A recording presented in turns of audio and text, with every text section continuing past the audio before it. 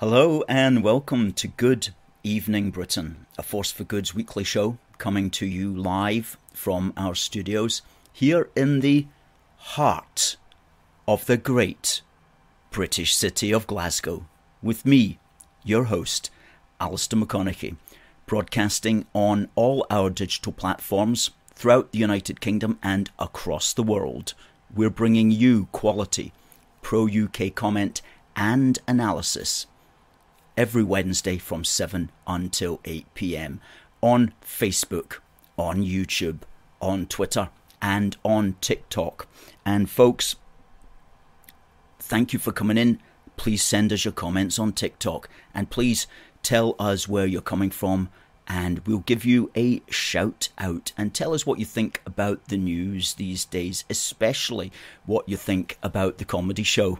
The long-running, it seems, comedy show, which is the SNP Leadership Contest.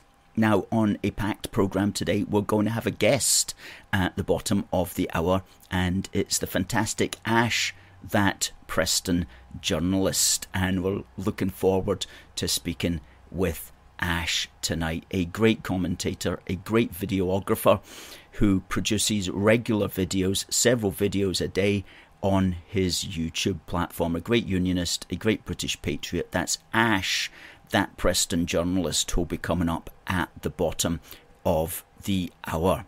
That Preston Journalist, youtube.com/that Preston Journalist. That's our man at the bottom of the hour. Debbie was first in tonight. She says, good evening, everyone. Well, what a comedy show that was last night on STV, and we've got a clip for you that we'll be showing you in a minute about that. Good evening to Alan, and also to Adam, who says, hello troops from Leicestershire. And hello to Catherine, and good to see Stephen in the house, who says, hello Alistair and fellow unionists. And also Stuart, nice to see Stuart from Elgin. And Harry, always good to have Harry in the house, who says that it's a rainy evening in Sussex.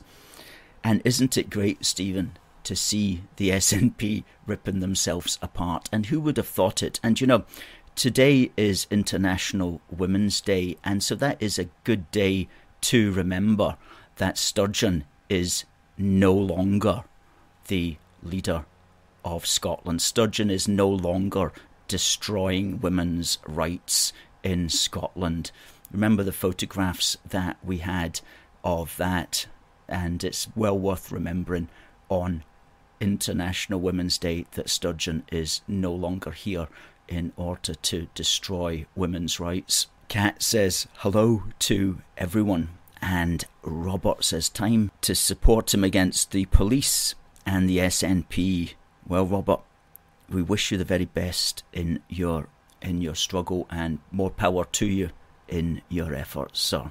Everywhere. Adam thinks the three contenders were just play acting last night. Let me bring up a video here. This was the STV hustings, where each of the candidates got to ask the others a question.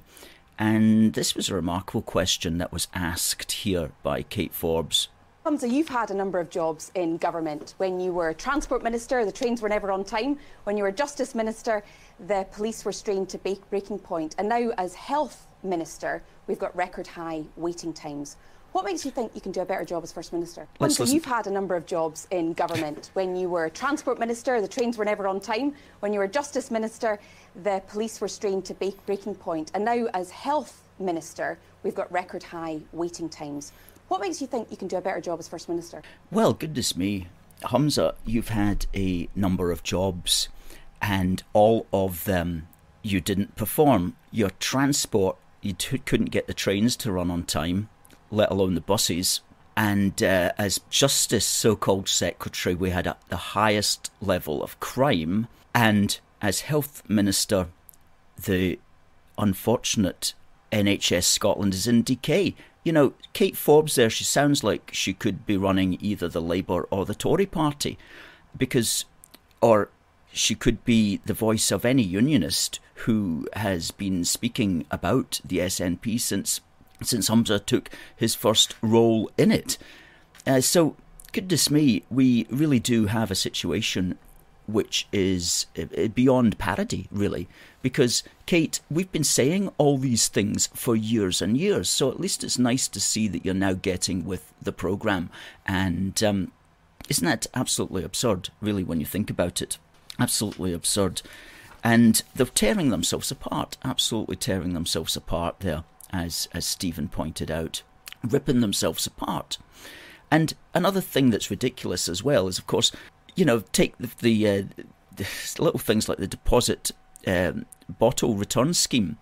Okay, if Sturgeon had still been in power, Kate Forbes and Ash Regan and Humza Yousaf, they would all be saying what a great scheme it was and that there was nothing wrong with it and it was going to get it sorted out. But the minute that Sturgeon walks out the door, what happens? They're all bemoaning it. They're all bemoaning it and saying that it doesn't work. So it just shows the extent to which when a party is together and integral, it can get all the people to sing literally from the same hymn sheet. Whereas as soon as the party falls apart, as soon as the leader stands down, then everybody actually starts saying what they actually believe. And goodness me, it's like what all the unionists believe. Crazy. Alan says, was it hilarious? Any other moments that people saw that you want to comment on? Catherine thinks it was, yes, indeed, a hilarious disaster for the SNP. But Humza has got a new tie, says Stuart. Harry says that the failures he's brought upon Scotland were shoved in his face. Stephen says you could see the hate in his eyes when he replied to some of the questions.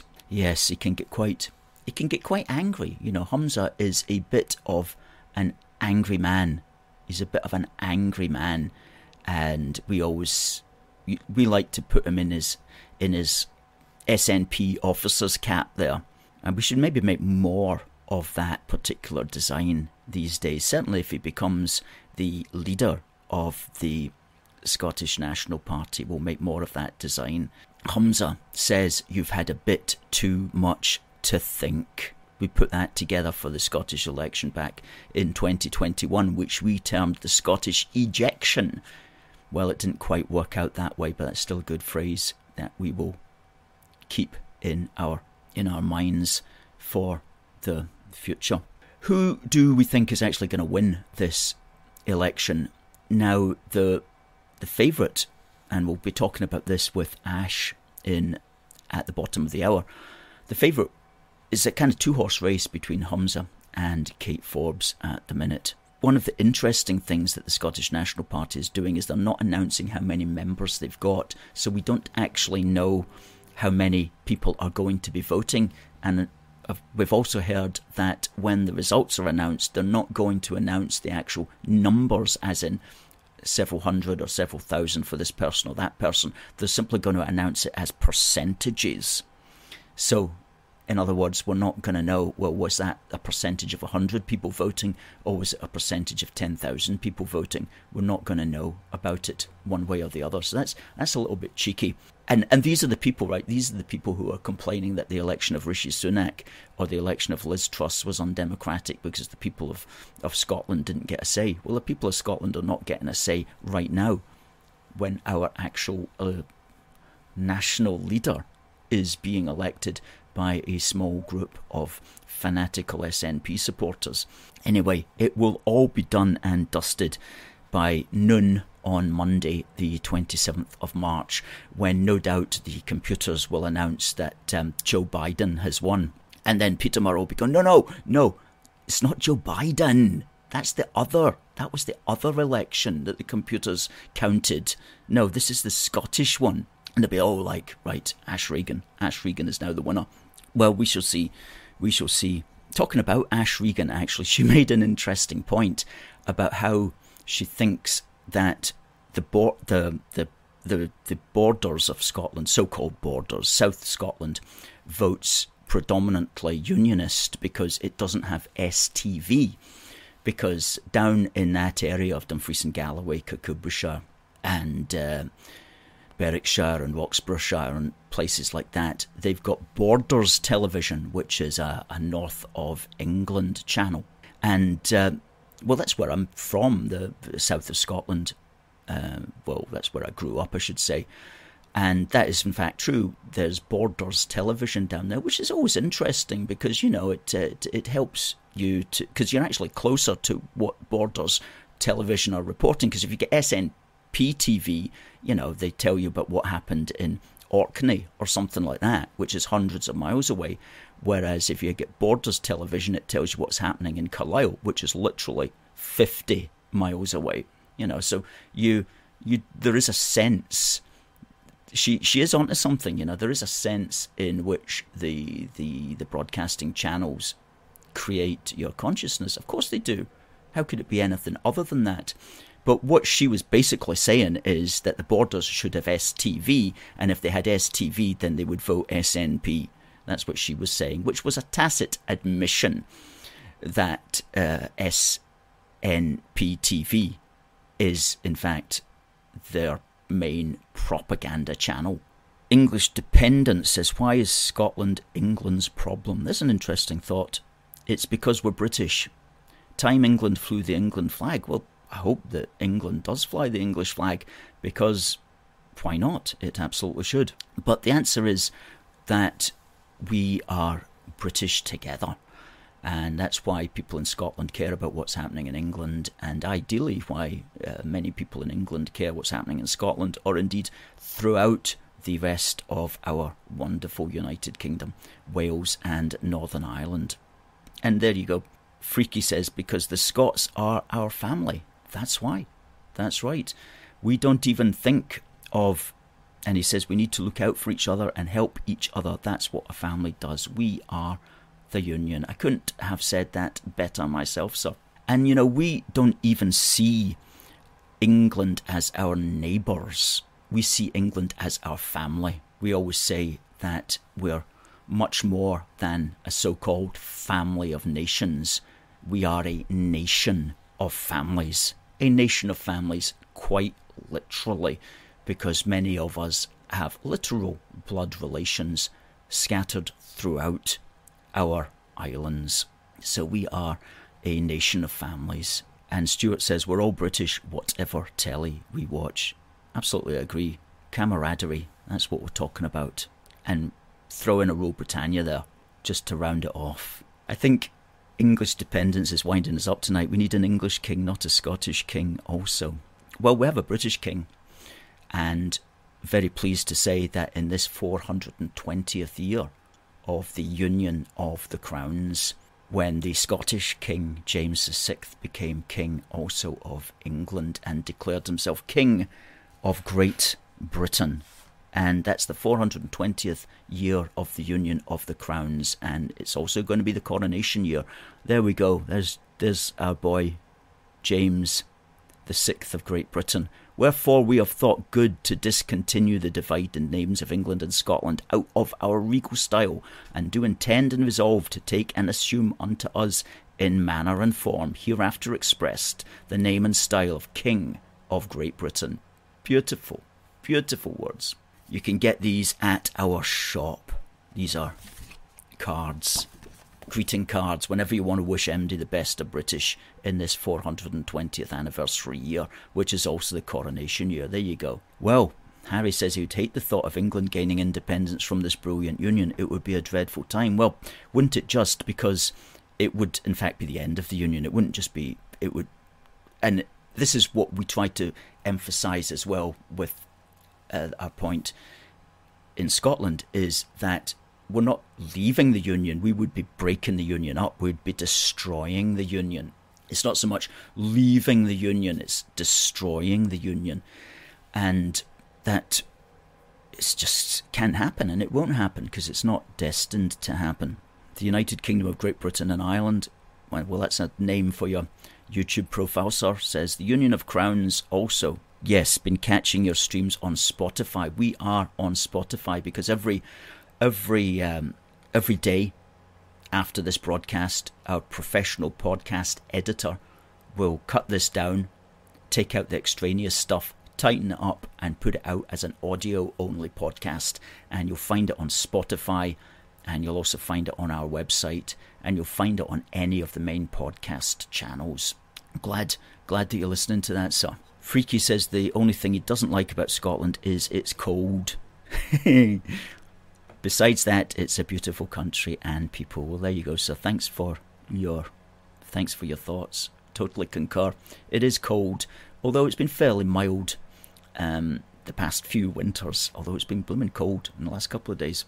Now, before we have our guest at the bottom of the hour, I want to do an On This Day in British History and segue straight into a busting Indy Myths. So, on this day in British history. On this day in British history matters. It was on this day, on the 8th of March 1973, the first ever referendum in the United Kingdom. And it was held in Northern Ireland.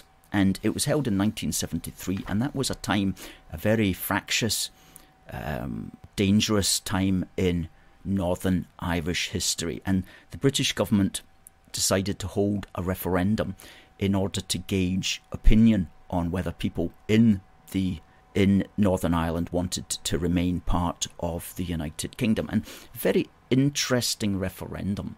Now, it was boycotted by most of the Republican nationalist community there. But what's interesting from our perspective was the question that was asked.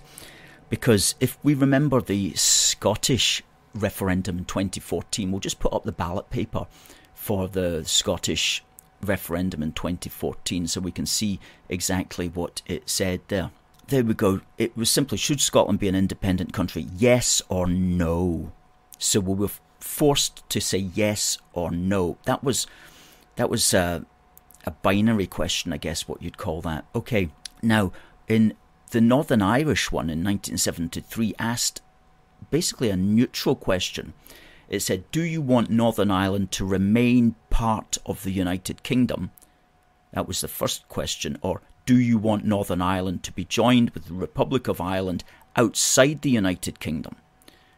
And so you just put an X. There wasn't a yes or no. They were both essentially yes in the sense of you made your choice.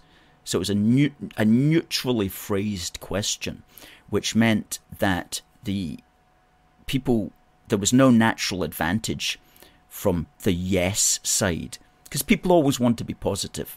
Now, as you'll see from that result, 99% of the people who voted on the day said yes, they did want to be part of the United Kingdom. As I say, that was because it was boycotted by the Republican nationalist community, and just 1% said yes to joining the Republic of Ireland. But that's the point that I wanted to raise there about the extent to which the question was framed in a neutral manner. So nobody had the advantage of having the yes word. Both essentially had the yes word. Now, of that 99%, that represented 57.5% of the overall electorate voting to stay in the UK. And of course, the British government at the time didn't have to do anything because Northern Ireland was already part of the United Kingdom. In fact, the Brexit referendum in 2016 was the first time ever that the government lost a referendum and actually had to do something about it, which it didn't want to do. The first time it ever had to do something that it didn't want to do. And as we've seen in the past few years, the past 7 years almost, they're still not wanting to do everything about it, especially when it comes to the Northern Irish situation. While we're on the subject of ballot papers, I just want to show you the European Union ballot paper from 2016. And there's something important here. Referendum on the United Kingdom's membership of the European Union. Again, there was no natural yes advantage. It was either should the United Kingdom remain a member of the European Union or leave the European Union. Remain a member of the European Union, leave the European Union. And another thing about that is notice the word European Union is mentioned 1, 2, 3, 4, 5 times. In other words, the entity which we were going to that was at issue was the European Union, and it was mentioned 5 times. Now, if we go back to the Scottish ballot paper, the United Kingdom isn't mentioned once. It's not mentioned once. In other words, the actual country that was going to get broken up, it's not even mentioned on that ballot paper. So again, that's a bias against the pro-UK side. Our object of our allegiance is not even mentioned. And we wrote an article about that, which you'll find in the threads, about how the ballot paper can be changed or moderated in such a way that the very way that it's worded will give an advantage to a particular side. So that was on this day, and in 5 minutes we'll ask you a question about that. And very quickly, before Ash comes on at the bottom of the hour, busting Indy Myths. And in this busting Indy Myths, very quickly, I want to point out, and it leads on from what I was talking about there with Northern Ireland, is the idea that no nation has ever rejected voting for its own independence. This was a big thing that the Scot Nats still put out. They put out the idea that Scotland alone was the only country in the world, or the only province or region that's ever voted against its own independence. Well, I'm very glad to say that I spent some time putting the definitive article about this together at the weekend, and you'll also find that in the threads. And we list all the countries that are connected with Britain and all the countries in the rest of the world who have, in their own way, actually voted against what you might say independence. And I'll quickly run through them. The countries related to the United Kingdom: Newfoundland in 1948, the Cayman Islands, although it wasn't a referendum, it was a government decision. Anguilla, again, decision by Anguilla. I've spoken about Northern Ireland. Bermuda had a referendum to stay with the United Kingdom. Quebec has had 2 referendums to stay with Canada. Gibraltar has had 2 referendums to stay with Britain. The Falkland Islands, and of course Scotland. And as far as the rest of the world is concerned, Djibouti has had 2 referendums back in the 50s and 60s to stay with France. Mayotte also had a referendum to stay with France. Puerto Rico has had 6 referendums to try to join up with the United States, although the United States remains sceptical about that. New Caledonia has had 4 referendums to stay with France, and there have been several referendums of the islands in what used to be called the Netherlands Antilles in order to maintain their connection with the Netherlands. And you'll find that in our article, Referendums which Rejected Independence, which is out on our website. Great stuff. Well, it is 7:30, and please, folks, say hello to Ash, that Preston journalist. Hello, Ash. Evening, Alistair. You can hear me this week? I can hear you loud and clear, I'm glad to say. Unlike last time when we had a bit of technological differences, as they say. Or technological differences, yes, absolutely. Good. Well, I just want to say, Ash, you do a tremendous job on your YouTube channel, which is youtube.com/that Preston Journalist.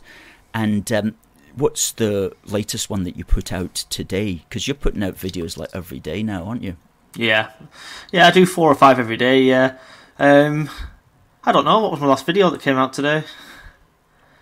It's too fresh from memory. Which one was it? Well, that's a good sign that you're doing so many that you forget. Yeah, you lose track. Yeah, well, I noticed you did the Gary Lineker one, but I think that was yesterday.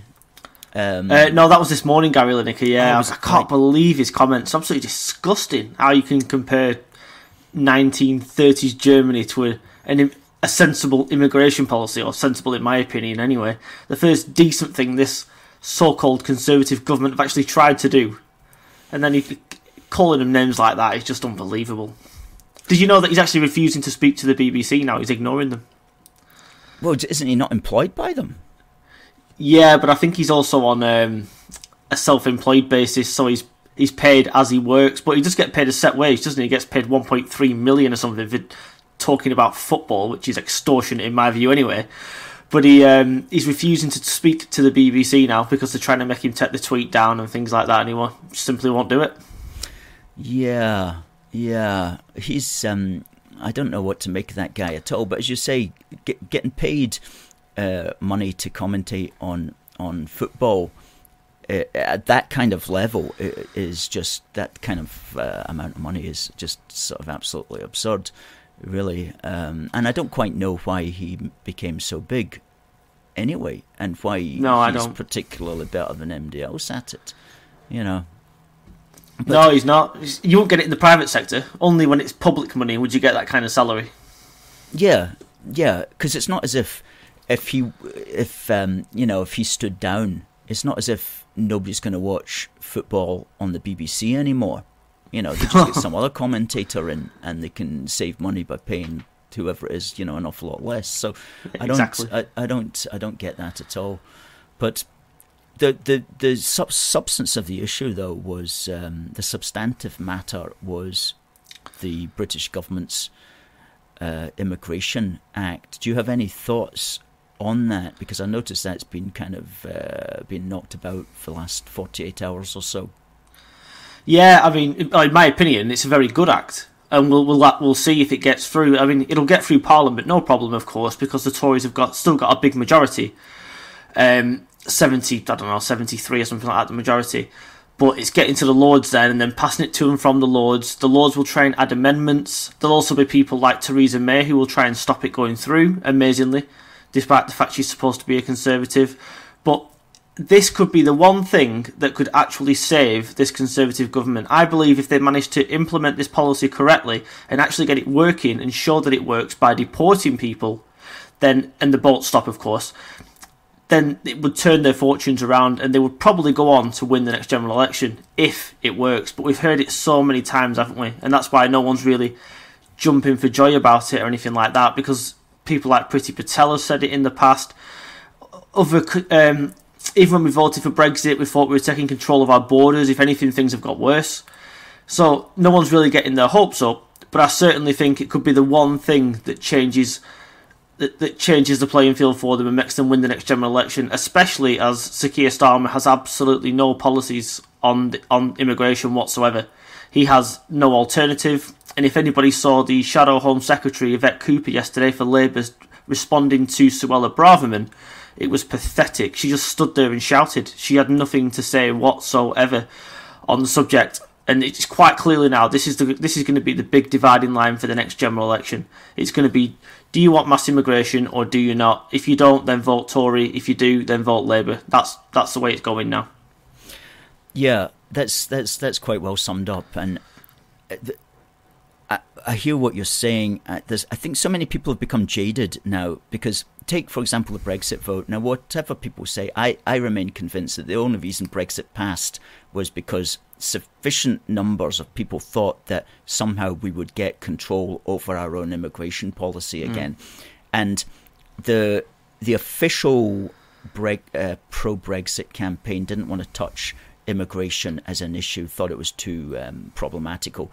And then Nigel Farage came on and made it an issue. And I do believe that it was his intervention pushing the idea that we'll get our control over our own immigration again that made Brexit, that swung the vote sufficiently by that few percentage to just get over the line and win. So people think, great, now we've got control over our own immigration borders and policies again. But little did we know that the system would use that control just to keep doing exactly what it was doing, and in fact to have even more people coming in. So it seems like when the system or the government now turn around and say, well, you know what, after all these years, we've suddenly realised that this is an issue that we should address you just feel jaded. And it's like, yeah, you know that there's an election coming up next year, and you're just selling us this idea again, which you've got no intention of doing anything about. I hope I'm wrong. I really hope I'm wrong. But you mentioned there about it going back and forward in Parliament. If the government wanted to, we've seen it can pass an emergency. It can pass laws in 48 hours. It did that with the COVID Act. It said, well, we're not.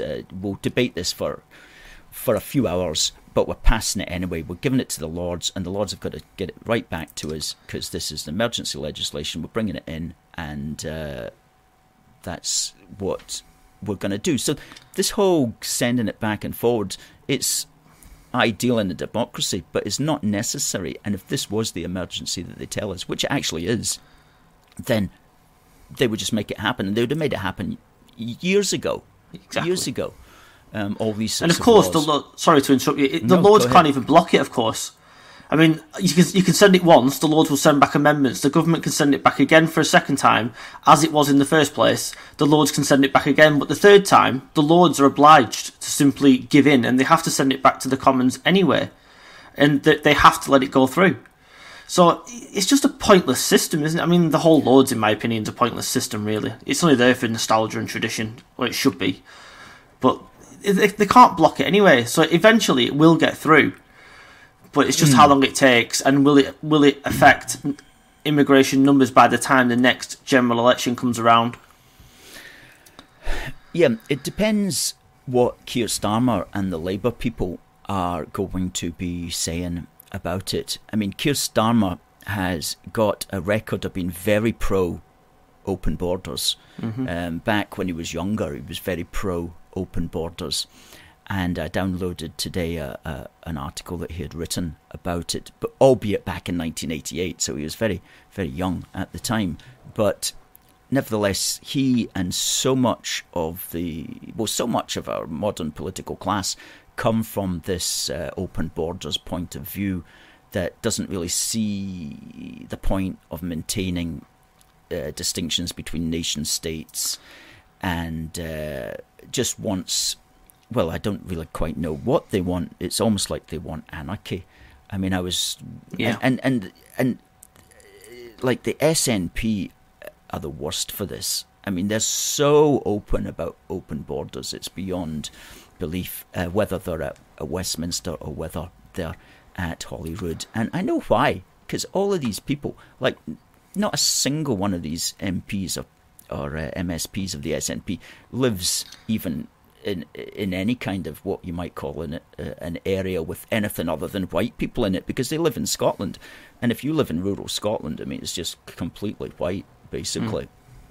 Apart from like a Chinese restaurant or something like that, which has been there since the 1970s. So they don't live in the world that's changing in huge areas of England, for example. They don't live in that world. And as for London, well, London's a different case altogether. It's just this huge metropolitan area, which is kind of divorced from the rest of England, let alone Scotland, Wales, and Northern Ireland. So are the people. Yeah. Do you see Keir Starmer having any hope up? Because he may well break down the so-called red wall and get these voters back again. Do you see that likely next year? He's in a very difficult situation. He's really in the ultimate catch-22 at the minute, because the red wall, if you look at the polling, shows that these are just normal working class people, and they just want their towns, their cultures, their cities, whatever, to remain the same, to remain England, basically, instead of importing all these people and filling hotels with them, etc. Keir Starmer, as you pointed out, is very pro-open borders, and no matter what he says to the media, that's still his belief. He's still some left-wing anarchist underneath. Rishi Sunak today called him just another lefty lawyer trying to stand in our way. And even if you look at Starmer's approval ratings in the red wall, it's only about 38%. Sunak's got about 34%. So really, it just goes to show that these people are not set on going back to Labour. I mean, they come from generation after generation who have voted Labour all their lives. Like, take somewhere like Liverpool, for example. I mean, you get a criminal record there if you vote Tory, because people just vote Labour because their granddad did and their dad did, and it's just the way it goes. That's just the way the place is. And a lot of these people changed their minds, not in Liverpool, but in the Red Wall throughout the 2019 general election, and once you decide to vote another way one time, yeah, you might not want to vote Tory, but they did, even though it might have hurt them inside. If you've done it once, you'll do it again, especially if you don't like the leader of the opposition. And they might not even like Rishi Sunak that much, but he's still just about neck and neck with Keir Starmer all the time. It just goes to show that Starmer hasn't had any cut through. It's just that we've had such a hopeless Tory government that's changing leaders whenever it feels like it, and scandal after scandal that's left Labour in the position where it is. And even if we look at polls, not just in the red wall, but UK, England-wide at least, the Tories have gained on average about 3 points recently, and Labour have dropped between 2 and 4 since this Sue Gray business came out. So it just goes to show that Labour's lead, although formidable certainly, is flimsy. Starmer is no way sewn up the next general election.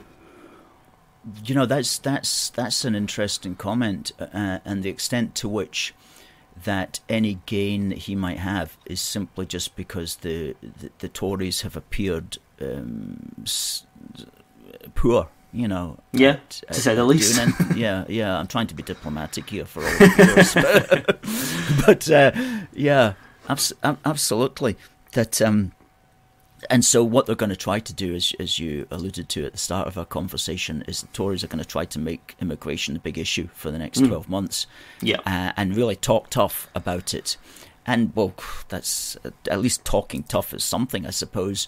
But whether they'll actually do tough remains to be seen, because, as we know, the British system and indeed the Western world is entangled in all sorts of like so-called human rights laws and so on that have been in place for scores of years since the end of World War II, tightening up all these kind of rules and regulations and so on, that they've got very limited room for manoeuvre unless they literally just have a revolution and say, we're just throwing all these laws off the statute book and we're making a new law and here it is and we're just going to go ahead with it and have a clean out of like border force, which is, I only recently learned that border force is unionised. Now, nothing against unions as such, but border force is essentially a security arm, which you can't have that unionised. You know, it's like you can't have the army unionised. You can't have people who are literally defending the country. You can't have that unionised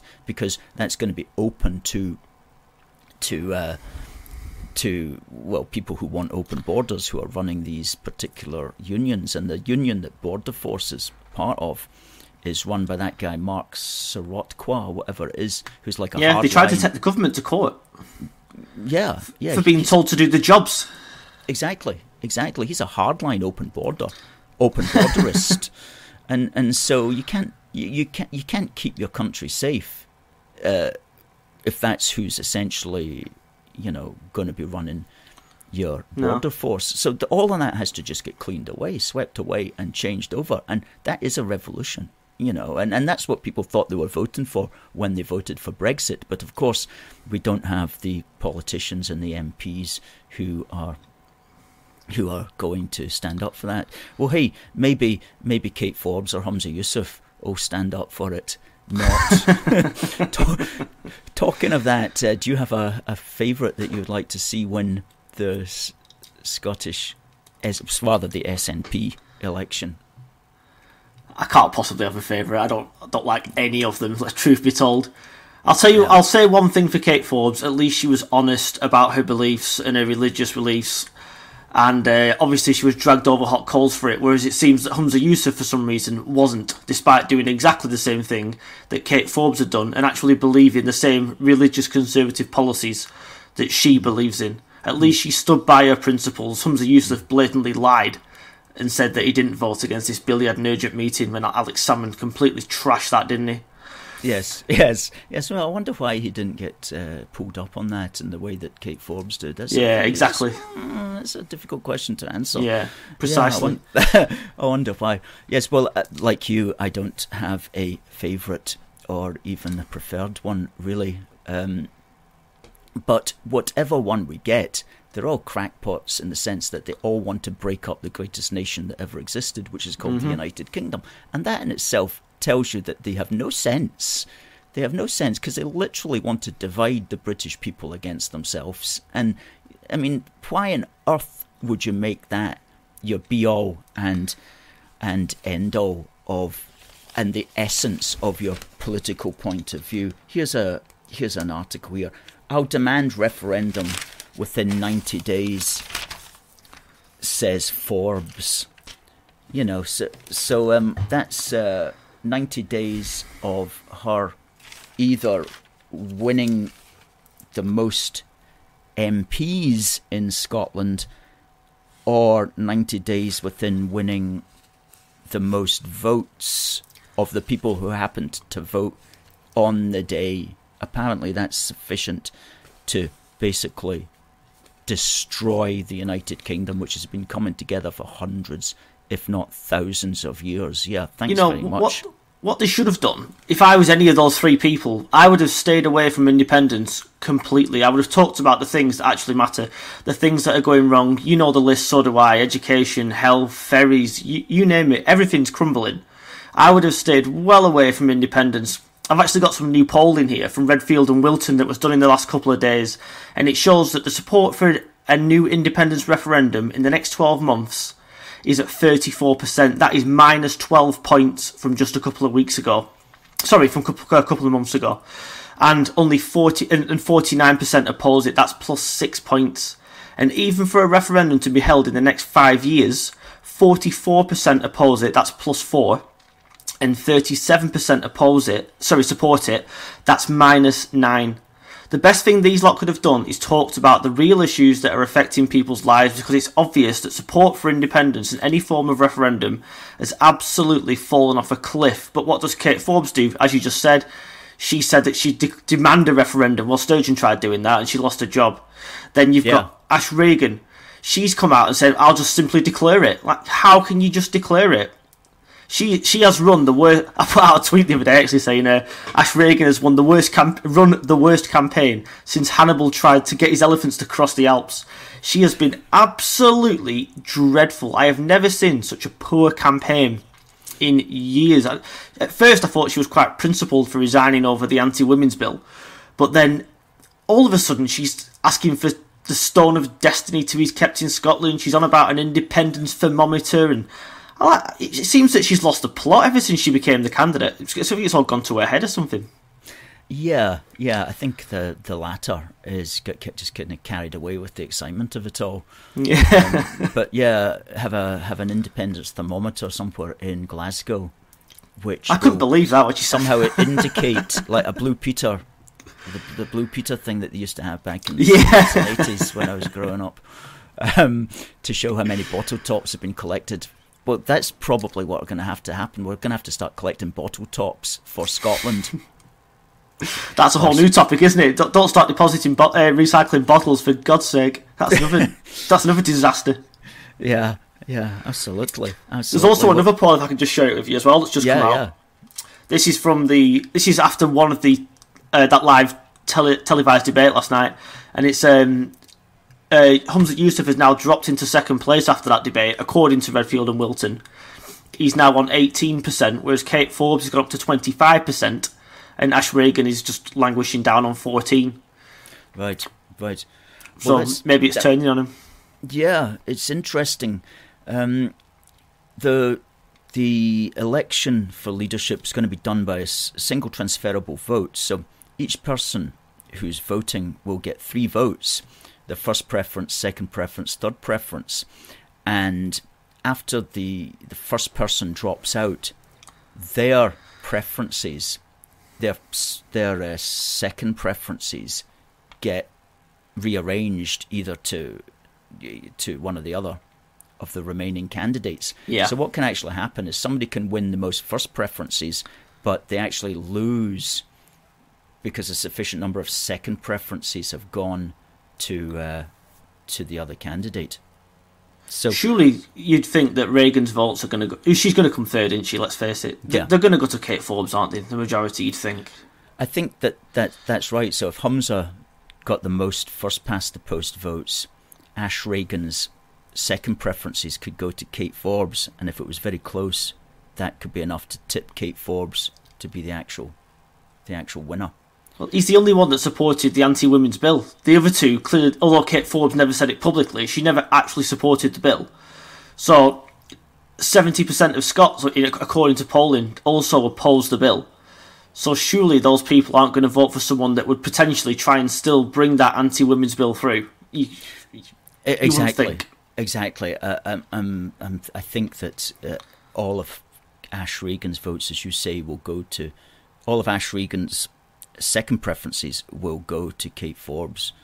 You would thought in a rational universe, although I'm not quite sure how rational the SNP membership universe actually is, for that matter. But yeah, it's going to be interesting. But the good news from our perspective is it is going to throw, and it has thrown, the SNP onto the back foot. They're going to take time, considerable time, to recover from this, and they might lose.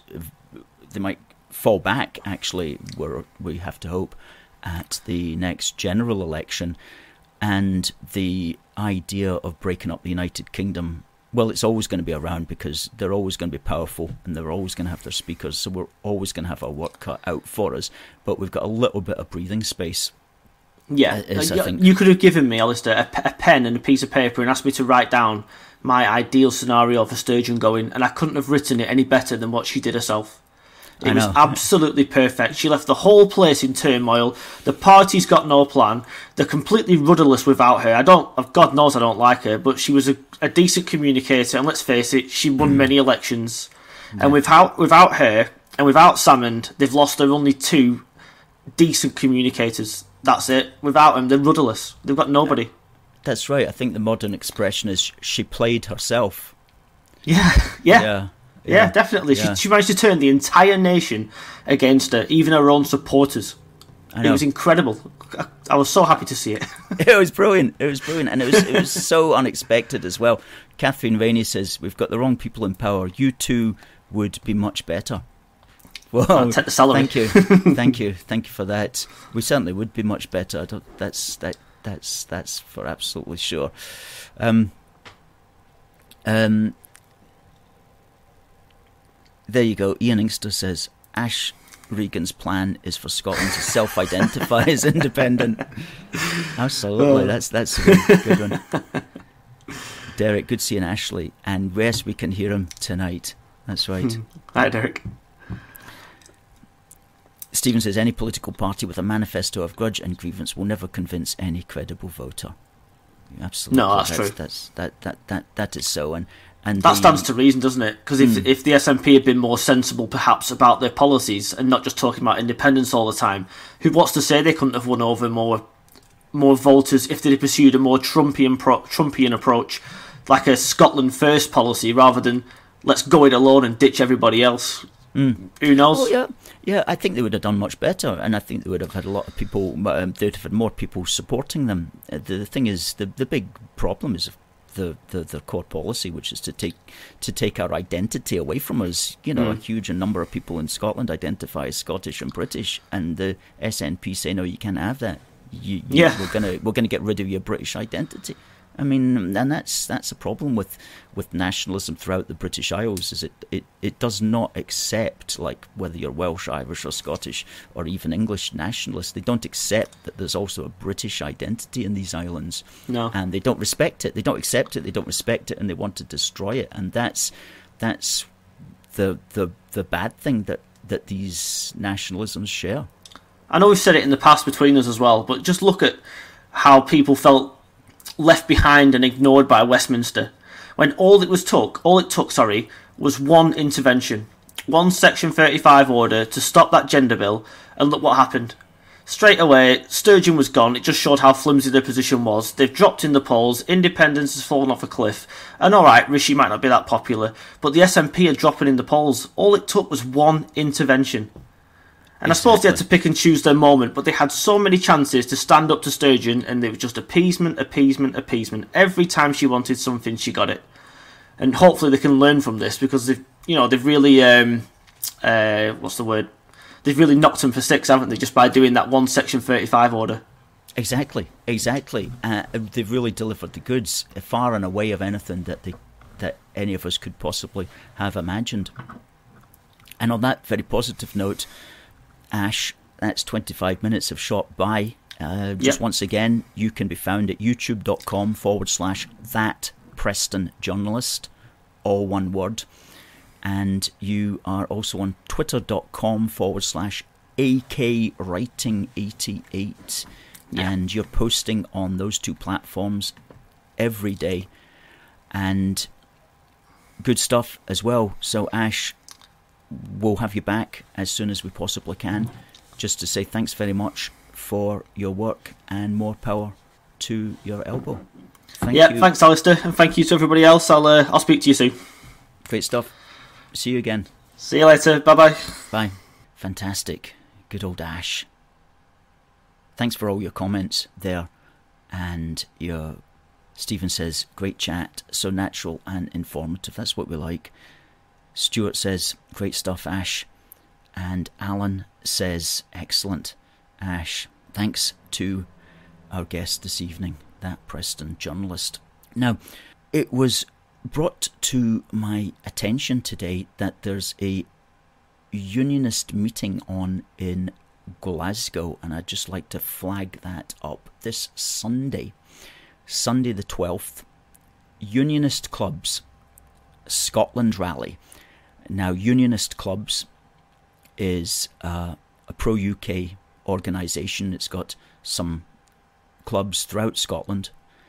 The collective name is Unionist Clubs, and they're having a conference, or rally as they call it, at the Hilton Doubletree Hotel, which is in Cambridge Street in Glasgow, and that's this Sunday the 12th of March, and the time is at 1 o'clock to 5 o'clock, and they've got a range of speakers, and the keynote speaker is Baroness Arlene Foster, who is a well-known British politician who's been on the scene for a long time, and I think is presently a GB News presenter.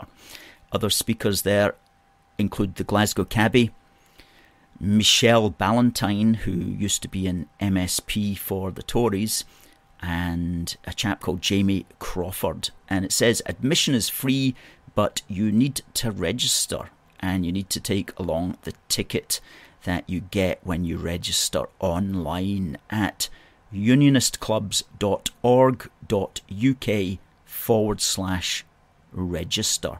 That's unionistclubs.org.uk/register.